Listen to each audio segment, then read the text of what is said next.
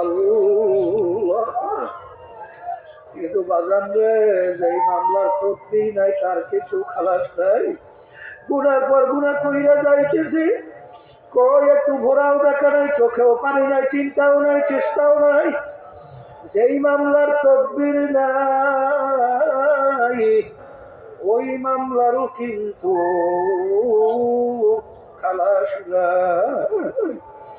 আল্লাহর বান্দারা, পর্দা আলে মা বোনেরা, বাজান শক্ত জমিনে কোনোদিন ফসল হয় না, রাউজা জমিনে কোনোদিন ফসল হয় না।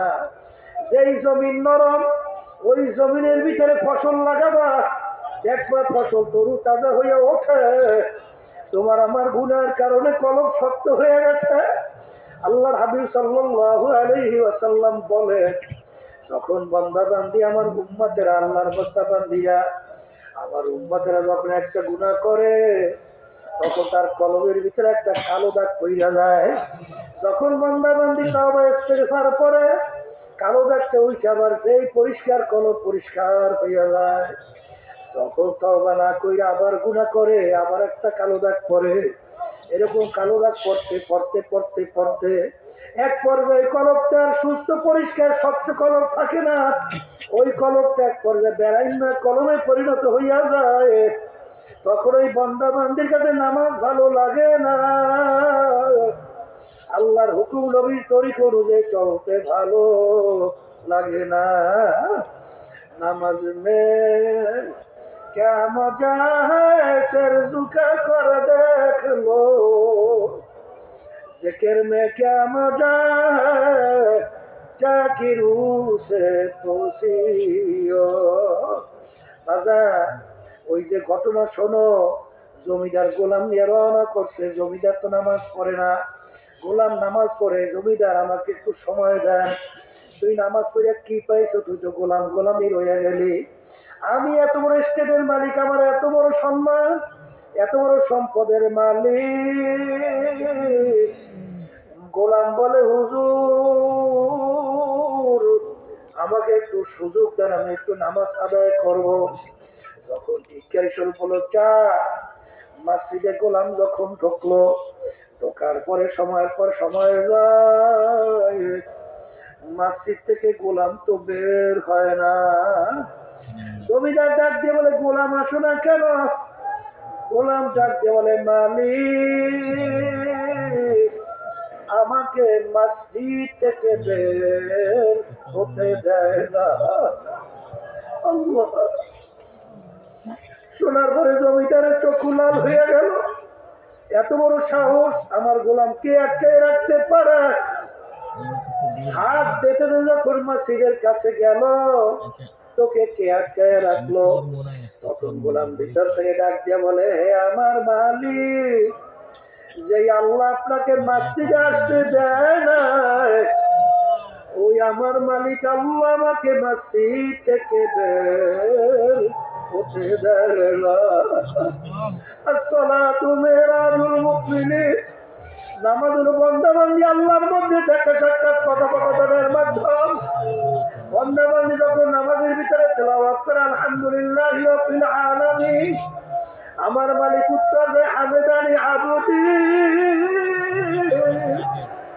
এ বান্দাবান্দি, তুই আমাকে কেন ডাকো? বান্দাবান্দি বলে, আর রহমানির রহিম। আমার মালিক বলে, সাদাকানি আব্দি।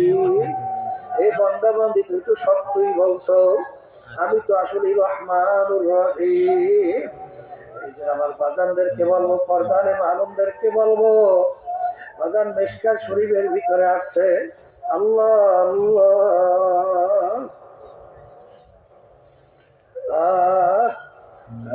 আল্লাহু আকবার, যে আল্লাহ রাব্বুল আলামিন আমাকে তোমাকে বেশি বেশি আল্লাহর জিকির করার জন্য বলছেন।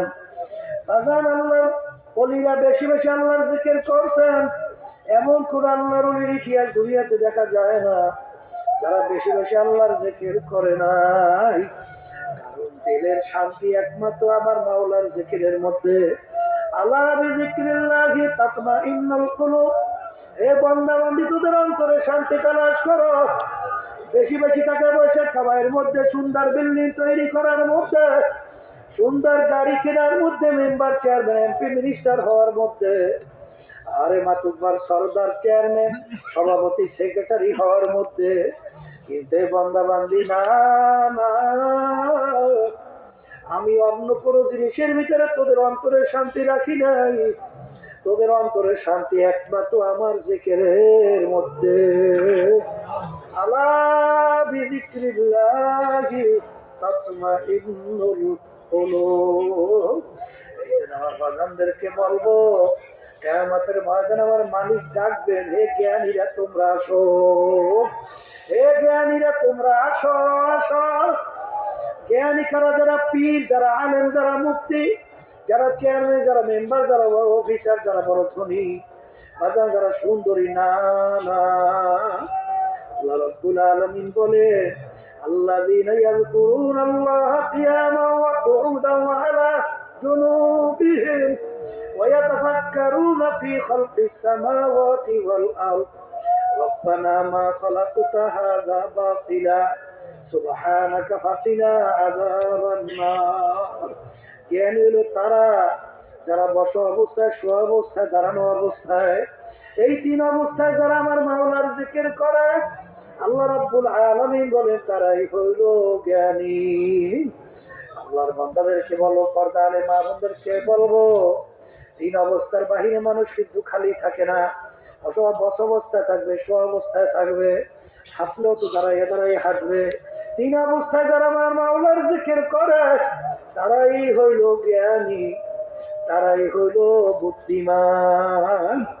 বাজান হাদিসের মধ্যে আছে, কিয়ামতের ময়দানে জাকিরিন যখন উঠবে, আল্লাহ কোনো হিসাব নিকাশ, কোনো খেয়াল থাকবে না। তারা হাসতে হাসতে মাওলার বেহেশতের ভিতরে চলে যাবে। এর অর্থ কি বাজান? বিপদ দেখলে অনেক সময় তোমার আমার একটা মুখ বেজার হইয়া যায়, কিন্তু আল্লাহ রাব্বুল আলামিন তাদেরকে কিয়ামতের ময়দান মিজান পুলসিরাত পার করবে, অর্থাৎ এমন ভাবে পার হইয়া যাবে, অর্থাৎ কোনো কষ্ট, কোনো বিপদ চোখের নজরেও পড়বে না। হাসতে হাসতে মাওলার বেহেশতে চলে যাবে। আল্লাহ আপনি আমাকে আমাদের সবার জন্য কবুল করেন। আল্লাহ আল্লাহ আল্লাহ। বাজারের জাকিরিন ছাড়া চোখে পানি দেখা যায় না, জাকিরিন ছাড়া নামাজের ভিতরে একাগ্রতা দেখা যায় না, জাকিরিন ছাড়া বাজার তাকাপুরি, হিংসা, রিয়া, কলব থেকে দূর হইতে দেখা যায় না।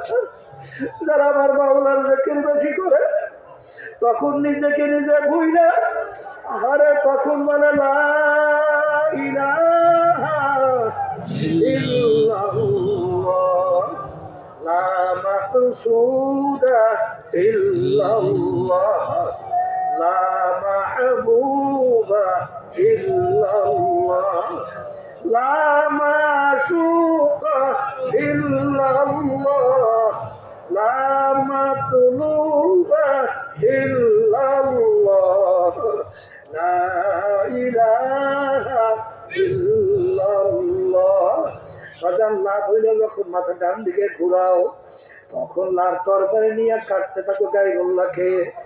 আরে গায়রুল্লাহ কলমের ভিতর থেকে আমার পীরগিরি, আমার মুফতিগিরি, আমার পীরের গরম, আমার মুফতির গরম, আমার ইমামের গরম, আমার টাকার গরম, আমার বংশের গরম, আমার সৌন্দর্যের গরম, আরে আমার শিক্ষার গরম, আরে অমুক তমুক সভাপতিগিরি, সেক্রেটারিগিরি, গায়রুল্লাহকে কলম থেকে ফালাও ফালাও। কারণ বাজার আল্লাহু আকবার, একটা চেয়ারের ভিতরে তুমি বসা, অন্যজনকে চেয়ারে বসতে বললে কিভাবে বসবে? চেয়ার পাবে খালি করতে হবে। আমার মালিককে বলো, মালিক দয়া করে তুমি একটু আমার কলমের মধ্যে আসো। ওদিকে কলমের ভিতরে টাকা পুরিতে ভরা, হিংসায় ভরা, আরে বিভিন্ন কায়দারিয়া ভরা, আরে আল্লাহ টাকার মোহাব্বতে ভরা, হব্বে না হব্বে মানে ভরা। আর এই অবস্থায় যদি বলো মালিক আসো আসো, মালিক তো আসবে তো দূরের কথা, বেয়া তো তোর কলম তো টাকা পুরিতে ভইরা রাখছো, কিভাবে তুই আমাকে আসতে বলো? যখন নাকি লাভ হইলা ডানে মাথা ঘুরো, তখন খেয়াল করো নাই নাই নাই, আমার পীরগিরি নেই, আমার মুক্তিগিরি নেই, আমার মুহাদ্দিসগিরি নেই, আমার টাকার গরম নাই, আমার বংশের গরম নাই, আমার শিক্ষার গরম নাই, আমার চেয়ারম্যান গিরি নাই, মিনিস্টার গিরি নাই, এমপি গিরি নাই, নাই নাই নাই নাই নাই, আল্লাহ বাদে কেহ মাবুদ নাই। हर तमन्ना दिल से रुखसत हो गई, अब तो आज़ाद, अब तो खिलवत आ गई, हर तमन्ना दिल से रुखसत हो गई, अब तो आपको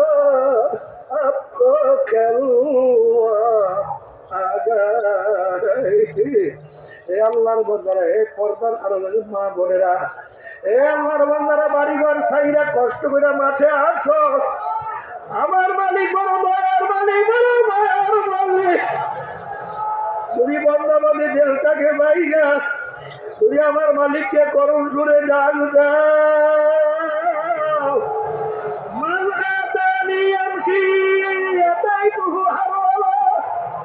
আমার মালিক বলে বন্ধবাদী তুই আমাকে করার জন্য তুই হাইটে হাইটে রওনা করবি। আমার রহমত দিয়ে তোকে আমার রহমতের খুনের ভিতরে চাই না, তোকে জায়গা না দিয়ে পারবো আল্লাহ আল্লাহ। जन्नत दो जोक से यार क्या कर, आरज़ू है मैं तुझसे देखा कर। বাজান এইভাবে তামান্না নিয়া তেলটাকে খালি কইরা খেয়াল সহকারে চক্ষু বন্ধ কইরা আমার মালিককে একটু ডাকার মতো ডাকো। যদি ডাকার মতো ডাক যেতে পারো, আমার মালিক তোমাকে শয়তানের হাতে সমর্থ করবে না, জাহান্নামে ফেলাবে না। আমার মালিক তার কুদরতি কোলের ভিতরে চাই না, জায়গা না দিয়ে পারবে। अल्लाह बुजुर्ग की नहीं हमको जरूरत, गोलाम अपना बना ले खुदाया। সাল্লাল্লাহু আলাইহি ওয়াসাল্লাম উস্তাদ হিসেবে আসছে, ছাত্র লাগবে না? বলে ছাত্র লাগে না? উস্তাদ যদি ছাত্র ছাড়া উস্তাদ হয়, ছাত্র তো লাগবে। বলে সাহাবাই কেরাম হইলে আল্লাহ নবী সাল্লাল্লাহু আলাইহি ওয়াসাল্লামের সরাসরি ছাত্র। এই সাহাবাই কেরামদের সংখ্যা প্রায় 1.5 থেকে 1.5 লক্ষের কাছাকাছি। আর সাহাবাই কেরাম কাদেরকে বলে? যারা ঈমান সহকারে স্বচক্ষে আল্লাহ রাসূল সাল্লাল্লাহু আলাইহি ওয়াসাল্লাম সরাসরি দেখে এবং ঈমান সহকারে দুনিয়া থেকে বিদায় নিয়ে কবরে চলে যাচ্ছে, এদেরকে বলে কি? সাহাবাই। এদের সংখ্যা প্রায় 1.5 থেকে 1.5 লক্ষের কাছাকাছি। আল্লাহ রাব্বুল আলামিন তার রাসূলকে পাঠাইছেন উস্তাদ হিসাবে, ছাত্র সাহাবাই কেরাম, কথা ঠিক কিনা? এবং সাহাবাই কেরাম থেকে সরাসরি আল্লাহ রাসূল সাল্লাল্লাহু আলাইহি ওয়াসাল্লাম আমলের ট্রেনিং দিয়েছেন। কথা বলেন না কেন? ওই যে নামাজ কেমনে পড়ো, আবার নামাজ পড়ো আমি যেরকম করি, কথা বলে না? এরকম সব আমল ট্রেনিং দিয়েছেন না? এই যে শোনেন, অনেকে তো ইমাম মানতে চান না। এই যে আমাদের ইমামুল আযম আবু হানিফা রাহমাতুল্লাহি আলাইহি, তিনি কিন্তু একজন তাবী ছিলেন। কি ছিলেন? তাবী কাকে বলে?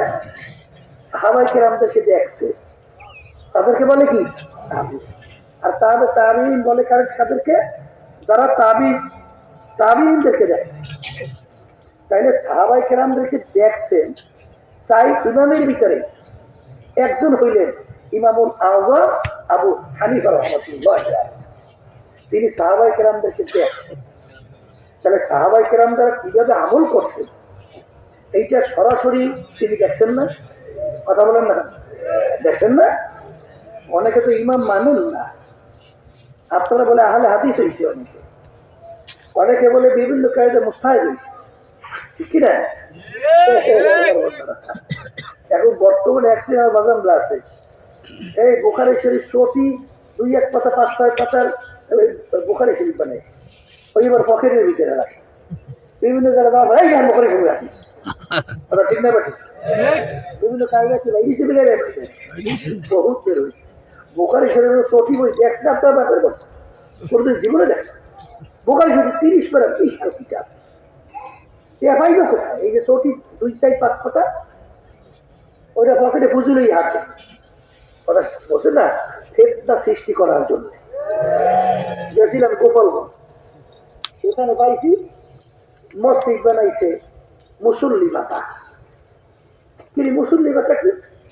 ওই মসজিদে যদি কেউ নামাজ পড়ে তার এবার নামাজের পর ভাতা দেয়, আয়সাটা দেখে নামাজ পড়ার দায়িত্ব আপনার না, কথা ঠিক না?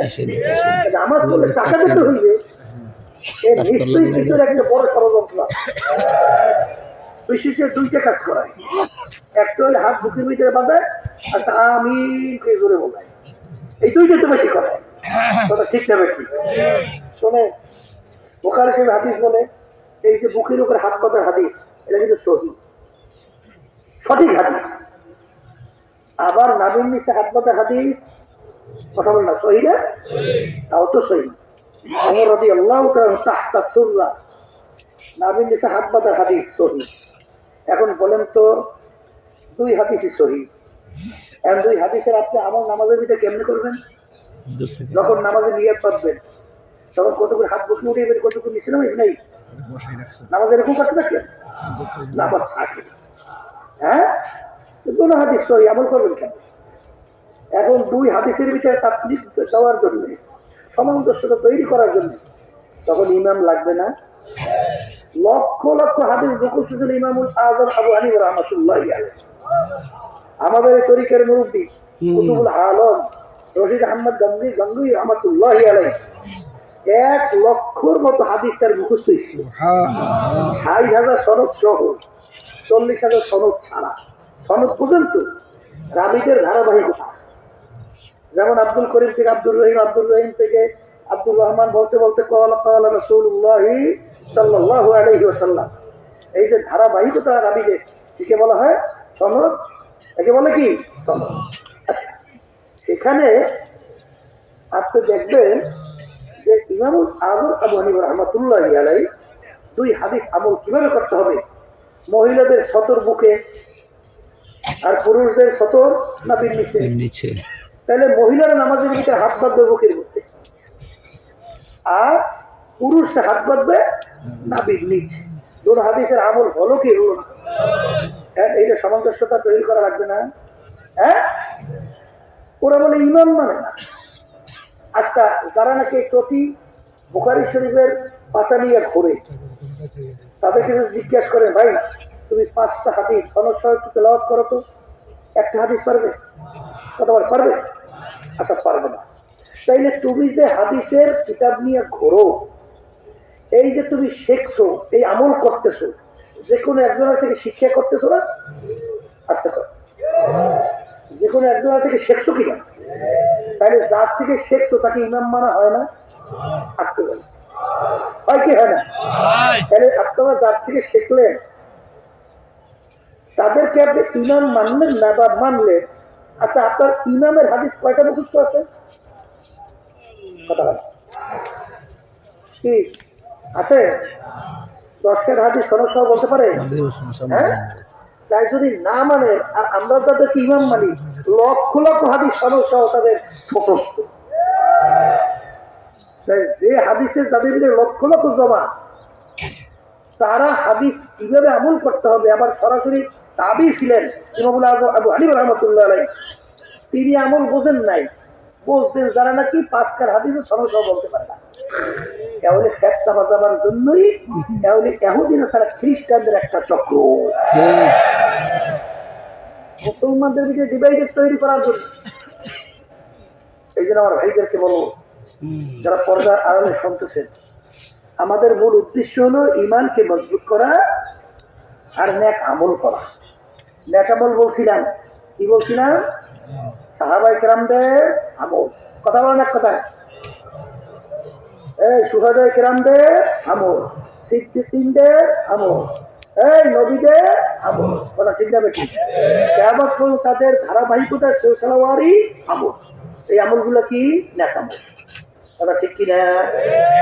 এখন যদি সাহাবায়ে কেরামদের আমলের সঙ্গে না মিলে, ওইটা কি নেক আমল হবে?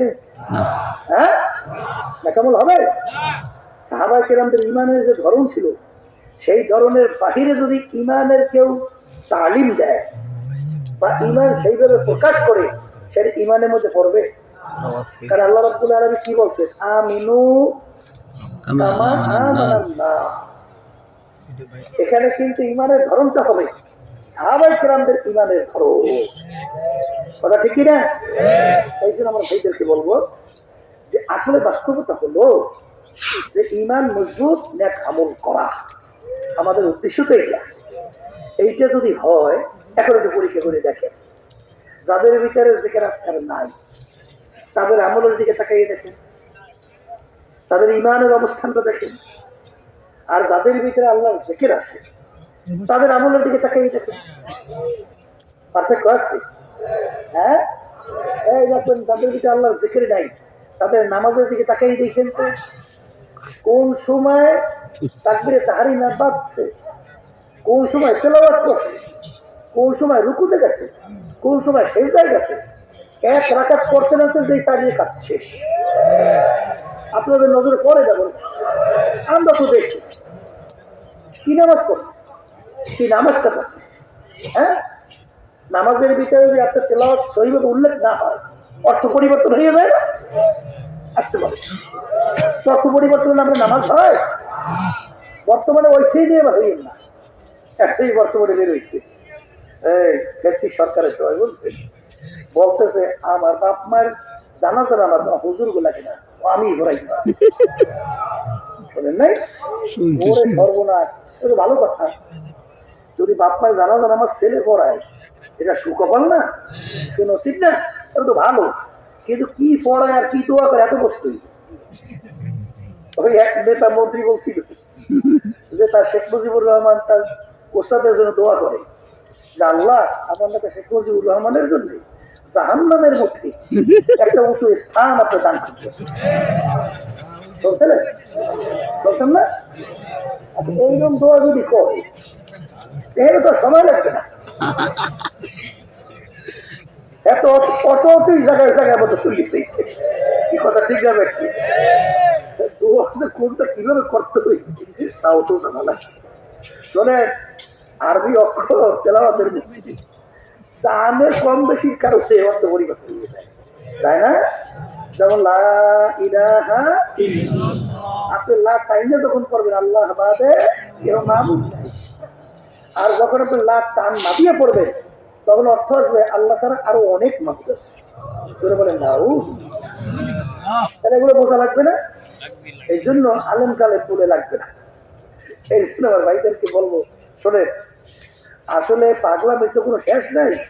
কেন দুনিয়ার ভিতরে শক্তি পেয়েছে, ক্ষমতা পেয়েছে, টাকার গরমে, ক্ষমতার গরমে ওই দিনের রাত্রকায় রাত্র দিন কে কারে থাকা। গ্রামের একটা কথা আছে না যে মাই খাইতে পারো কি বলে একটাও না বাইন্দে সেন্টে এখন কলে, এখন কয়টা কলে দূর পাড়ায় তোমার করার কিছু নেই। এরকম একটাই বর্তমানে আছে মঙ্গল পায়, মানে এইটা উত্তর দেবেছে। কি কথা ঠিক না? এই জন্য বলতেছিলাম যে ইমানকে মজবুত করা, আমল করা। দেখবেন নামাজ খুশুরি ফল ছাড়া নামাজ হয়? আমি বলছি আল্লাহ রাসূল সাল্লাল্লাহু আলাইহি ওয়াসাল্লাম বলছেন লা সালাতা ইল্লা বিহুজুরিল কলব, যে নামাজের ভিতরে একাগ্রতা থাকবে না, দিলটা আল্লাহমুখী হবে না, সে নামাজ হবে না। তো তাহলে নামাজের ভিতরে খুশু তৈরি করার জন্য, একাগ্রতা তৈরি করার জন্য সেখানে দেখবেন যারা জাকিরি আল্লাহর জিকির করে, এই জন্য আল্লাহ রাব্বুল আলামিন বলছেন না, ওয়া যাকারা ইসমা রাব্বিহি ফাসাল্লা, আগে আমার নামের জিকির করো, এরপরে নামাজ আদায় করো। আল্লাহর নামের জিকির কি? আল্লাহ আল্লাহ আল্লাহ আল্লাহ আল্লাহ আল্লাহ আল্লাহ আল্লাহ। এইভাবে যখন আল্লাহর নামের জিকির করবে, করার পর যখন নামাজের ভিতরে দাঁড় হবে, তখন নামাজের খেয়ালটা কার আছে? ওই জায়গায় সবাই বলতেছে খেয়াল তো আল্লাহ, আর নামাজ পড়বেন কার খেয়ালে? আর আপনি সারাদিন চানাচুর বিক্রি করছেন, দেখেন না রাস্তা দিয়ে চানাচুর চানাচুর চানাচুর চানাচুর বিক্রি করে নামাজ বোঝা এসে ওই খেয়াল চানাচুর কেমনে বিক্রি হইবে, কোন জায়গায় গেলে কি হইবে, কেমনে কেমনে কি খায়, কোন জায়গায় টাকটা ভালো করে গেলে আমার চানাচুর ভালো চলবে। আছে না ভাই? আপনি সারাদিন চানাচুর বিক্রি করে ঘুমাইয়ে থাকছেন, ঘুমের ঘরের ভিতরে চানাচুর চানাচুর করে লাভ ওটাই করে না, সারাদিন বাদাম বিক্রি করে, বহুত ঘটনা বাস্তবতা তো। সারাদিন বাদাম বাদাম করে ঘুমায়, ঘুমের ভিতরে হঠাৎ বাদাম বাদাম পেয়েছিল দিল। আমাদের দেশের মধ্যে ছোটবেলায় দেখছি ধান বিক্রি করছে না, ওই যে দালাল ওটা কি কয় জানি, হ্যাঁ কয়ালি কয়ালি কয়াল কয়াল, ওই বসে বসে ধান মাপে লাভের লাভ লাভের লাভ লাভের লাভ, এমন ভাবে কয় মনে মুহূর্ত সময় নেই বলতে গিয়ে, ওই ঘুমের মধ্যে লাভের লাভ লাভের লাভ লাভের লাভ কথা ঠিক আছে। আর যেই আল্লাহর বান্দা বান্দি আল্লাহর জিকির পড়ার ঘরে ঘুম আসে, তখন ওই ঘুমের মধ্যেও ওই আল্লাহর বান্দাবাদীর জবান থেকে বের হয় আল্লাহ আল্লাহ আল্লাহ আল্লাহ আল্লাহ আল্লাহ আল্লাহ আল্লাহ আল্লাহ। কথা ঠিক বলছি না ভুল বলছি? তাইলে দেখা গেল যে মৌতের সময় তো আল্লাহর নাম কালিমা বের হওয়া এইটা ইচ্ছা করে পারা সম্ভব কোনদিন কোনদিন সম্ভব, কিন্তু কুল্লু এনাইয়া তারা সাহুমা ফিহে, সেই ভান্ডের ভিতরে যা থাকবে কাজ করলে কিন্তু তাই করবে। বোতলের ভিতরে পানি, কাজ করলে পানি, তৈল রাখবেন কাজ করলে তৈল, এই ময়লা থাকবে প্রস্তাব থাকবে কাজ করলে প্রস্তাব। যেই আল্লাহর বান্দাবাদের কলমের ভিতরে আমার মালিকের জিকির বসাবে, কালিমা বসাতে পারবে, ঠিক মৌতের পূর্ব মুহূর্তে তার জবান থেকে মাওলার জিকির বের হয়ে যাবে। এই ঘটনা একটা দুইটা না, হাজার হাজার লক্ষ লক্ষ জাকিরি ঠিক মৌতের পূর্ব মুহূর্তে তাদের জবান থেকে আল্লাহর নাম বের হয়েছে। আমার দাদু ইন্তেকালের আগে আগে ঠিক জবান থেকে বের হলো আল্লাহ। আম্মাজার কাছে ছিলেন, উহাম্মার কাছে ছিলেন, মনে করছেন মনে হয় যে শাশুড়ি একটু সুস্থ হয়েছে, দেখে আল্লাহ দুনিয়াতে নাই। আমার আম্মা যান যখন মাগরিবের নামাজের আগে আগে পড়িয়ে গেছে, আমি এই মসজিদে ভিতরে ইউতি করে নামাজ পড়েছি, আমার মেয়েটা এসে বলতেছে আব্বা দাদু পড়িয়ে গেছে। আমি দৌড়ে গেছি, আইসা দেখি মাথার রক ছিঁড়ে গেছে, মানে স্টক করছে, হুশ নাই। আমরা ভাইয়া কান্দের ভিতরে উঠে গিয়া যখন বরিশাল স্ত্রী করে নেওয়া শুরু করছি, জবান থেকে পরিষ্কার বের হয় লা ইলাহা ইল্লাল্লাহ লা ইলাহা ইল্লাল্লাহ লা ইলাহা ইল্লাল্লাহ লা ইলাহা ইল্লাল্লাহ মুহাম্মাদুর রাসূলুল্লাহ।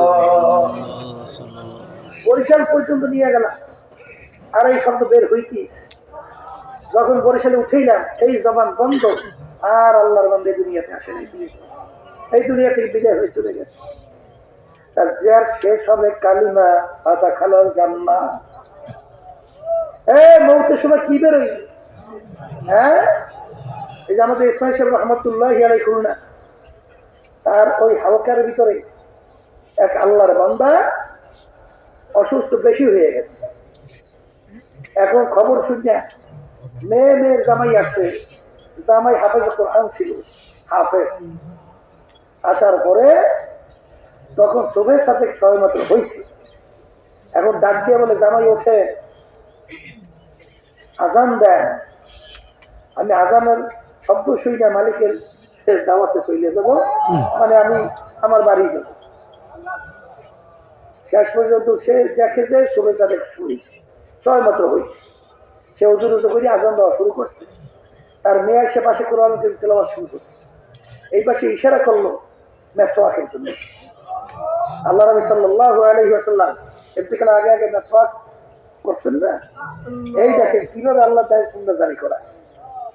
যখন নাকি মেসওয়াক করতেছে ওদিকে খেয়াল করে আজান শুনছে। যখন তার জামাই বলে লা ইলাহা ইল্লাল্লাহ, যখন এই আজান যখন শেষ করে, এরপরে আল্লাহর বান্দা আল্লাহ তুই একটা ডাক দিয়ে উঠলো। জামাই দৌড়ে এসে দেখে আল্লাহর বান্দার দুনিয়াতে না।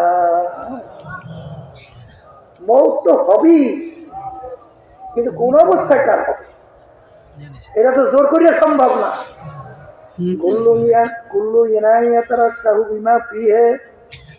সেই ভান্ডের ভিতরে যা থাকবে কাজ করলে তাই পড়বে।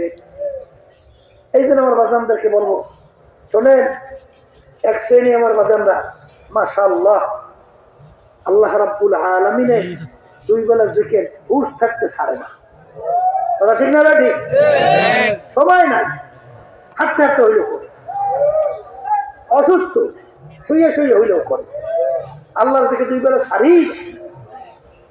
আর এক শ্রেণী দেখবেন কোনো কাজ নাই, কাজ নাই, হজরের পরে সূর্যোদয়ের আগে। সময় তো অন্য অত্যন্ত একটা মূল্যবান সময় না। হাদিসের মধ্যে আল্লাহ রাসূল সাল্লাল্লাহু আলাইহি ওয়াসাল্লাম বলছেন, এই সময় মানুষের দুনিয়ার তেমন কোনো কাজও থাকে না। হজরের পরে সূর্যোদয়ের আগে সময় বেশি থাকে, এখান থেকে বেশি কাজও থাকে। তুমি যেখানে রাস্তা যদি নাও করো, শুধু চুপ করে বেনামাজে বসে এশরাক নামাজ পড়ে বিদায় হও, একটা কবুল হজ তোমরা সব আমল নামে আল্লাহ দান করবে, সব আছে না। এরপরে আপনি যদি কিছু দেখে রাস্তা করিয়ে আপনি যদি এই এশরাক নামাজ পড়ে বের হয়ে যান, 100 কবুল হজ উমরার সব আল্লাহ দান করবে। এরকম সবের কথা আছে না নাই? তাইলে সময় তো যাবি, আলিশানি সব জায়গায় চলে। আর আপনার এই তরিকার মূল উদ্দেশ্য কি? দুইটা। তরিকার মূল উদ্দেশ্য কয়টা বলেন? মুখ খুলে বলেন। বলেন হিম্মত বলন্দ, খুলুসিয়ার ভিতরে পয়দা। হিম্মত বলন্দ কি? অমুকে পারে আমি কেন পারবো না, শব্দটা বলেন। অমুকে পারে আমি কেন পারবো না, অমুকে পারে আমি কেন পারবো না, এই যে হিম্মত, এটা বলন্দ করা। আর দ্বিতীয় হলো খুলুসিয়ার ভিতরে পয়দা, মানে আমি যাহা কিছু করব একমাত্র আল্লাহ রাব্বুল আলামিনের রাজি খুশি উদ্দেশ্যেই করব। এই ঘটনা করবে, একটা ঘটনা শুনেছেন না আল্লাহ রহমাতুল্লাহি আলাইহি? এই ঘটনার কেসটা তিনি বলছিলেন, দুই বন্ধু মুরিদ ছিল পীর সাহেবের কাছে। পীর সাহেব তো সবক দিয়েছে, বাবা যাহা কিছু করবা একমাত্র আল্লাহ রাজি খুশির জন্য করবা। ঠিক না? এখন একজনের বাড়ি নদীর এপারে, আরেকজনের ওপার। কাস্টের মাধ্যমে এপারে আল্লাহর বন্ধু দেখে, তার বন্ধু খানা পায়ও না, খায়ও না, পেটে খুদে। এখন কাউকে পাঠাইবে, কেউ পায়ও না। এই বন্ধু আল্লাহর বন্ধু আসলে খোরা মানে চলতে পারতো না। তার স্ত্রীকে বললো যে পর্দা সহকারে খানাটাকে পৌঁছেই দিয়ে আসে। কেমনে পার হবো নদী? আমার কথা বললো মালিক যে 40 বছর পর্যন্ত যে স্ত্রীর সঙ্গে মেলামেশা করে নাই, এখন এই কথা বললে তো পার পেয়ে গেছে। আবার বলতেছে পার হয়ে যাবো কিভাবে? তখন আল্লাহর বান্দা বলে যে আমার কথা বললে যে 40 বছর পর্যন্ত যেই বান্দা খানা খায় না। আশ্চর্য করতে পারে। এখন এক মিথ্যে কথা কই পার, আর এক মিথ্যে কথা এই ঘটনা দেখি। আর সে বলার পরে দেখে আসলে নদীর পানি শক্ত, রাস্তা হয়ে গেছে, থাকতে চলে বলে বেদ তো কিছু বলতাম না। বলে বোঝেন নাই, আমরা মুড়িতে ছিলাম প্রায় 40 বছর আগে পীর সাহেব হুজুরের কাছে। হুজুর সবক দিয়েছে যা কিছু করবা কার রাজি খুশির জন্য। আমি তোমার সঙ্গে মেলামেশাটা আমার নফসের গরজে না, আল্লাহ হুকুম পালনের জন্য। আমার বন্ধু খানা খাইতেছে নিজের নফসের খানার চাহিদার জন্য না, আল্লাহর হুকুম পালন করা। আবার সে হুকুম না, হ্যাঁ। আর কুলু আশরাবু, খাও পান করো, আল্লাহর হুকুম পালন করার জন্য খাইছি। বা খাইছে, এটা নফসের গরজে না।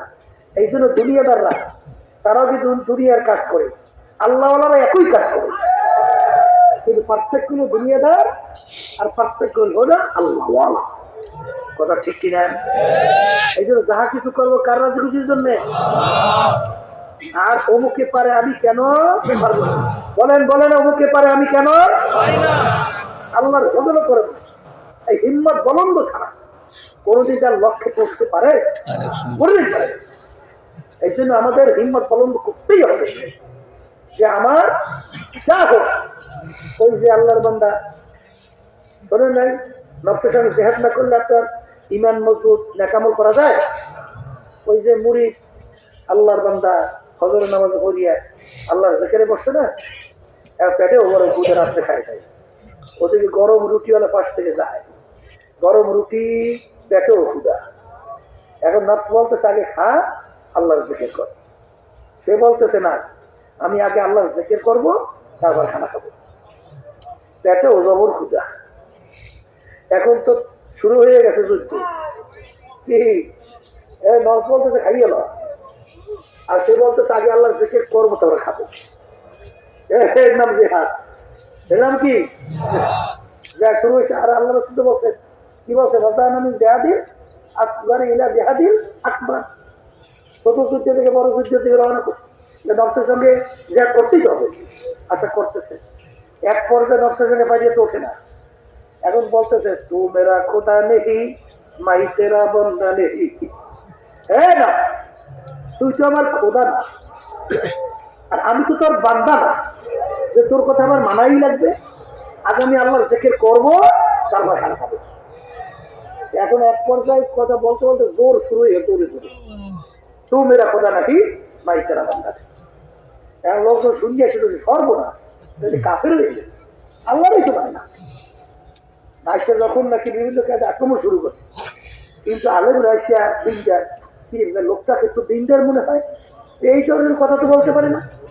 জিজ্ঞেস করে ভাই ব্যাপার বলে, ভাই ঘটনা বলছে আমি রাতে খানা খাই নেই, বলছি আল্লাহ দেখে নফস বলতে খাইয়ে লো, আর আমি বলতেছি তুই তো আমার খোদা না যে তোর কথা মানতে হবে। আমি আল্লাহর জিকির করবো তারপর একেবারে আপনি আপনি রেস হচ্ছে পেট জলতে রয়েছে, মনেও চেষ্টা লাগবে না। বলা নাবলুয়ান না, বলা নাবলুয়ান না। আল্লাহ রাব্বুল আলামিন দুইটা তাকে অবশ্যই অবশ্যই তোমাদেরকে পরীক্ষা করবই। পরীক্ষা পাস না করিয়ে আর নাচতেন না তৈরি দিয়ে এইবার ঘুমাইবে না, সেদিকে ঢুকবে। হ্যাঁ, মাতা নাসরুল্লাহ, মাতা নাসরুল্লাহ, মালিক আপনার সাহায্য কোথায়? নবীরা পর্যন্ত আল্লাহ সাহায্যের জন্য আকবরাই বলে মাতা নাসরুল্লাহ, আপনার সাহায্য কোথায় মালিক? আর আপনি একজন ঘুমাইবে আর একটা সাজাইয়ে রাখবে, এটা হয়? চেষ্টা করা লাগবে না? এগুলো বলে হিম্মত বলন্দ করা, উলুসিয়ার ভিতরে পয়দা করা। হিম্মত বলন্দ, অমুকে পারে আমি কেন পারবো? বলেন, অমুকে পারে আমি কেন পারবো না? আর যাহা কিছু করবো কার রাজি খুশির জন্য। আলহামদুলিল্লাহ, এইভাবে যদি আমরা চেষ্টা করতে থাকি তাহলে আল্লাহ রাব্বুল আলামিন তো তাকাই থাকে, বান্দাবান্দির দিকে তাকাই থাকে যে বান্দাবান্দির চেষ্টাটা কেমন করে দেখি। এর জন্যই তো দেখবেন আল্লামা কারিমা কারিমা বেবাক্কা এবার আলেমা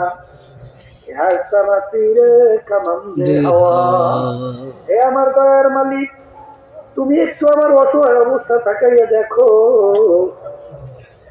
আমি শয়তান এবং নফসের জিনজিনের ভিতরে আবদ্ধ হয়ে গেলাম। তোমার রহমত ছাড়া, তোমার দয়া ছাড়া এই জিনজির, এই শিকল থেকে আমি কখনোই পরিত্রাণ পাইতে পারবো না। মালিক দয়াময় করে তুমি আমাকে হেফাজত করো, রক্ষা করো। কি আসলে তো চিন্তাও নাই, বলিও না। তারা তো চিন্তা চেষ্টা করার পরেই বলতেছে কারিমা বেবাক্কা এবার হালেমা, ऐसा मसीरे कमंदे आवाज बेउसाल उम्र दीदत गुजार मिजाजे सुआल तितली ढाका এই নিজে নিজে সম্বোধন করে বলে 40 বছর বয়স হয়ে গেল কিন্তু এখন পর্যন্ত সেই বাচ্চাদের ছোটবেলার যে চরিত্র এখনো তো পরিবর্তন দেখা যায় না। এইভাবে চেষ্টা থাকলেই সে আল্লাহর ফজলে ভালো ফল পাবো আশা করা যায়। কথা ঠিক কিনা? আল্লাহর জিকির বেশি করার জন্য কে বলছেন? আল্লাহ এবং আল্লাহর রাসূল। কথা ঠিক না ঠিক? বেশির কোন সীমা কি পরিমাণ? আল্লাহ রাব্বুল আলামিন বলছেন বেশি আল্লাহর জিকির করার জন্য। আল্লাহ রাসূল সাল্লাল্লাহু আলাইহি ওয়াসাল্লাম বলে আকতিরু যিকরাল্লাহি হাত্তা ইয়াকুলু মাজনুন। এই পরিমাণ আল্লাহর জিকির বেশি করো দুনিয়াদাররা ফাসিকরা ফুজ্জারেরা তোমাদেরকে দেখে যেন পাগল বলে। আল্লাহর ফজল করবে দেখা যায় কিছু কিছু চরবনায় মুজাহিদ আল্লাহর বান্দাদেরকে এখন দুনিয়াদাররা দেখলে টুপি ক্যারি মারে, তখন টুপি আদায় কইরে আল্লাহর ফজলে আল্লাহর করণে আল্লাহর জিকিরের হক বুঝি আদায় হইছে। কথা বলে না? কথা ঠিক না? ঠিক। কোন জিনিস বেশি না করলে তারাই পাগল হয়। ছাত্র বেশি বেশি পড়াশোনা করলে তখন বলে ছাত্র পড়তে পড়তে পাগল হয়ে যায়। ঠিক কিনা? আর করিস না পাগল হয়ে। কথা ঠিক কিনা?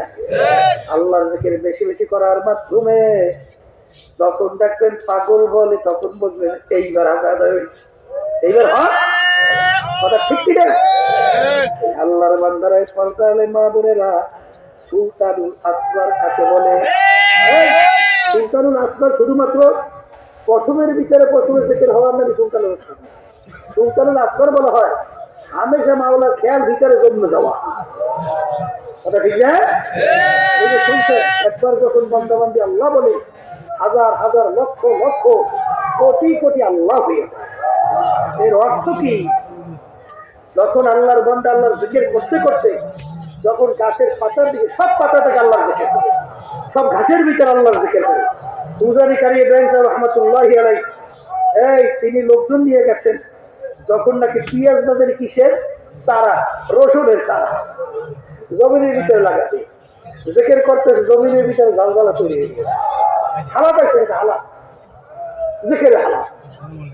এখন যত রসুনের তারা জমিনের ভিতরে গাড়ে জমি থেকে ঠাস করে উঠে ঠাস করে দিয়েছে। তখন বলতেছেন আর কাজ হবে, চলো জমিনের ভিতরে হালত তৈরি হয়ে গেছে। হ্যাঁ বছর সেই কথা বলতে চাইছি না। আল্লাহর জিকিরের মাধ্যমে শয়তান কলব থেকে দূর হয়। কি দূর হয় বলেন না? শয়তান কলবের ভিতরে কি হালকা বসে না মজবুত? আর শয়তান যা আসবেন আলা কালবি বানি আদা ফাইজা যাকার আল্লাহ করা সওয়াইজা বাফানা। ঠিক না বেশি? মজুদে বসে অসহসতা একজনের ভিতরে লিপ্ত করায়।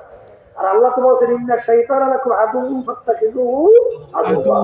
শয়তান তোমাদের জাহেরের প্রকাশ্যে শত্রু, ওকে শত্রু হিসেবেই জানো, বন্ধু হিসেবে গ্রহণ করি না।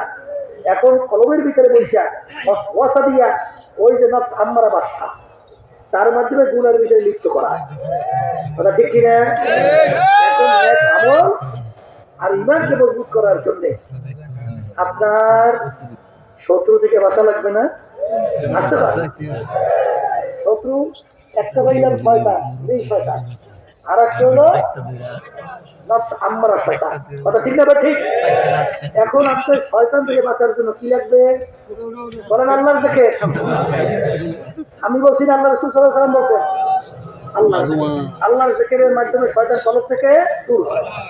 এরপরে নফস আম্মারা দেখবেন যুদ্ধের একটা কৌশল আছে। বাচ্চার চতুর্দিকে যে তাদের হাওয়ারিন্দে থাকে, পরামর্শদাতাও থাকে, তাদেরকে আগে দুর্বল না করে বাচ্চাকে ধরতে পারে। আগে শয়তানকে দমন করতে হবে। শয়তান দমন করার হাতিয়ার আল্লাহ। এরপরে আছে আম্মারার সঙ্গে কি করা লাগবে? জিহাদ। কি করা লাগবে? কথা ঠিক না বেশি? এখন জেহাদে যদি পরস্ত হয়ে যায় তাহলে তো ধ্বংস। কারণ জেহাদে তো জেতা লাগছে আল্লাহর রহমতে। কথা ঠিক কিনা? এখন জেহাদ করবে না আমরা সঙ্গে যা চাই তা করা যাবে না। এই জন্য কিতাবের ভিতরে আসছে মান আরাফা নাফসাহু ফাকাদ আরাফা রাব্বাহ, যে নিজে নফসে পরিচয় লাভ করতে পারছে আল্লাহর পরিচয় পাইয়া যায়। নফস তিন প্রকার, নফসে আম্মারা, নফসে লাওয়ামা, নফসে মুতমাইন্না। নফসে আম্মারা বলা হয় সবসময় গুনার দিকে, তো গুনাহ করতে ভালো লাগে, নেক ভালো লাগে না, এইটার নাম কোন নফস বলে, নফসে আম্মারা। আবার জিকির আজকারের মাধ্যমে, মুরাকাবা মুশাহাদার মাধ্যমে, কোরআন কারীম তেলাওয়াতের মাধ্যমে, নামাজের মাধ্যমে, আল্লাহর হুকুম পালন করার মাধ্যমে আস্তে আস্তে নফস আম্মারা পরিবর্তন হইয়া এই নফস একসময় নফসে লাওয়ামায় পরিণত হইয়া যায়। নফসে লাওয়ামা কাকে বলে? গুনাহ করার সময় চুপ থাকে, গুনাহ হওয়ার পরে ভিতরে আফসোস তৈরি হয়, এই গুনাহটা কেন করলাম, কেন করলাম, করলাম কেন, এটা আফসোস আছে না? এই নফসটা কোন নফস বলেন? নফসে লাওয়ামা। নফসে না লাগবে তো, তাহলে আপনি বাঁচুন কেন? এরপরে জিকির আজকারের মাধ্যমে, এই বিভিন্ন মুরাকাবা মুশাহাদার মাধ্যমে এই নফস পরিবর্তন হইয়া এক পর্যায়ে নফস নফসে মুতমাইন্নায় পৌঁছা যায়। কোন নফস বলে? এই কবরের যাত্রীরা কিয়ামতের ময়দানে আমার মালিক, আমার আল্লাহ, আমার আল্লাহ ডাক দেবে, ইয়া আইয়াতুহান নাফসুল মুতমাইন্না ইরজিই ইলা রাব্বিকি রাদিয়াতাম মারদিয়া আদখুলি ফি ইবাদি ওয়াদখুলি জান্নাতি। এই কবরের যাত্রীরা আল্লাহ রাব্বুল আলামিন কিয়ামতের মধ্যে কোন নফসকে ডাকবে?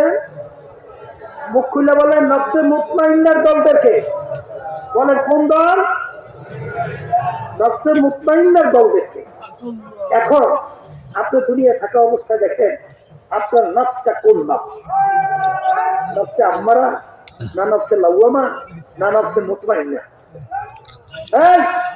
নফসে মুতমাইন্না যদি আপনার নফসে না পৌঁছিয়া আপনি যদি আল্লাহর কাছে হাজিরা দেন, সাড়া দেন, আমার মালিক যখন ডাকবেন, নফসে মুতমাইন্নার দলটা আসো, আমার বন্দা বান্দীদের কাতারের ভিতরে শামিল হয়ে যা, এবার বেহেশতের ভিতরে ঢুকে যা। এখন আপনার নফস যদি নফসে মুতমাইন্না না পৌঁছে, আপনি কি আল্লাহ তাকে সাড়া দিতে পারবে? আসতে বলে তো একই কোরআনের আয়াত শোনাই নেই না অন্য কিছু শুনেই? তাহলে কোরআনের আয়াত যদি শোনে, তার নফসটাকে নফসে মুতমাইন্নে পৌঁছানো লাগবে কি লাগবে না? এটা কি মুজাহাদা করা লাগবে না? না চেষ্টা ছাড়া আপনি আমরা পৌঁছে কি চেষ্টা করা লাগবে? এই চেষ্টা করার জন্য দেখবেন আল্লাহর ফজল করা ঈমানকে মজবুত নেক আমল করার জন্য আল্লাহর থেকে সকাল সন্ধ্যা একটু করিয়ে দেখেন তো, পরীক্ষামূলক দেখেন তো, দেখেন এই রোগ হয়েছে, রোগ ভালো হওয়ার জন্য ডাক্তারের কাছে যান না? প্রিসক্রিপ্ট ঔষধ না খাইয়ে রোগ ভালো হয়? তা আপনার চর্মনাইতে আসছেন, সাবিরিয়া তরিকা, এই তরিকার ঔষধ আল্লাহর কুতুবে রাইখে গেছে। এ রাখছে কিসের জন্য? ঈমানকে মজবুত নেক আমল বাড়ানো, কথা বলে না? فأما من ثقلت موازينه فهو في عيشة راضية وأما من خفت موازينه فأمه هاوية وما أدراك ما هي نار حامية। নেক আমল বাড়ানো লাগবে কিয়ামতের ময়দান, তখন দাড়ি পাল্লাই দিয়ে ওজন দেবে আমল না, নেকের পাল্লা যার ভারী হবে আল্লাহ ঘোষণা করবেন বেহেশতে চলে যাবে, আর নেকের পাল্লা হালকা, গুনার পাল্লা ভারী, যা জাহান্নামে চলে যাবে। ফাদুল্লুহু, ওদেরকে বান্ধ, জাহান্নাম, জাহান্নামে যে ভিক্ষা ফেলা, কথা ঠিক না বেঠিক? এখন আমার বাজানদেরকে বলবো নেক আমল কি করা লাগবে? বলেন বাড়ানো লাগবে। নেক আমল কি লাগবে? এখন নেক আমল বাড়ানোর জন্য আমার বাজানদেরকে বলেন পরীক্ষা করে দেখেন, যারা আল্লাহর জিকির করে তাদের চোখের দিকে তাকাইয়া দেখো, তাদের চক্ষু সবসময় ভিজা চক্ষু, যখন তাদের গুনার কথা মনে পড়ে, জাহান্নামের কথা মনে পড়ে,